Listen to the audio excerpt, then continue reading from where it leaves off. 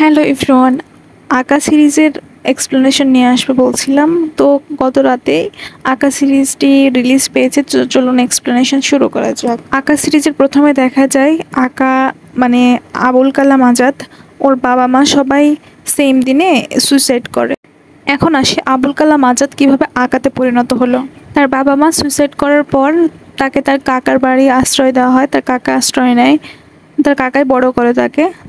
তারপর সে বড় হওয়ার পরে একটা কোম্পানি জব করে। কোম্পানিতে দিনে কোম্পানির কাজ এবং রাতে ডেলিভারির কাজ করতো। সে ডেলিভারি কাজ করতে যেয়ে মূলত নায়িকার সাথে দেখা, এবং নায়িকা একটা ছোট বিজনেস ছিল, সে ড্রেস কুরিয়ারে আদান প্রদান করতো এবং সেখান থেকে সে ছেলেটির সাথে পরিচয়। আঁকা সিরিজে শুধু খুন নয়, কিছু কিছু ফানি মোমেন্টও ছিল, যেমন ইন্টারভিউ দিতে যে ছেঁড়া প্যান্ট নিয়ে ইন্টারভিউ দেওয়া, ফ্রিজের ভিতরে কাপড় রাখা, এই সকল ফানি মোমেন্টগুলো সিরিজটাকে আকর্ষণীয় করে তুলেছে। কাজ থেকে বাসায় ফেরার পরে মদ খেয়ে মাতাল হয়ে একটা খুন করে, এবং সেখান থেকে সে অনেক ভয় পেয়ে যায়।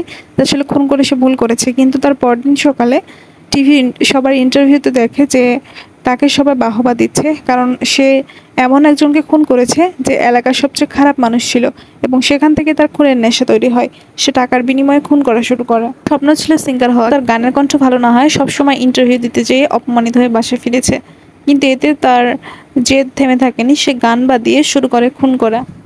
সে নিজের প্রতি কন্ট্রোল হারিয়ে ফেলে, যখন তখন যাকে তাকে খুন করতে শুরু করে। শুধু টাকার বিনিময়ে নয়, কোনো অন্যায় অত্যাচার দেখলে সে খুন করে। সে আসলে মানুষ দেখতে পাচ্ছিল মানুষরূপী পশু দেখতে। খুন করার নেশা তখন আরও প্রকট হয়ে উঠলো।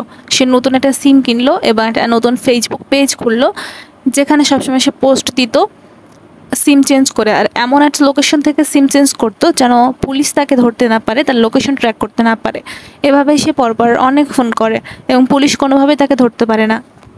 কিন্তু তাকে একসময় পুলিশে ধরে নিল, সাথে সাথে তার কাকাকেও ধরে নিল, কারণ তার পুলিশ ভেবেছিল তার কাকা তাকে সাহায্য করছে। আসলে এগুলো কোনোটাই সত্যি ছিল না, সে স্বপ্নে দেখছিল। তো চলুন আজকে এই এক্সপ্লেনেশন শেষ করি। নেক্সট পার্টের জন্য সবাই অবশ্যই কমেন্ট করবেন।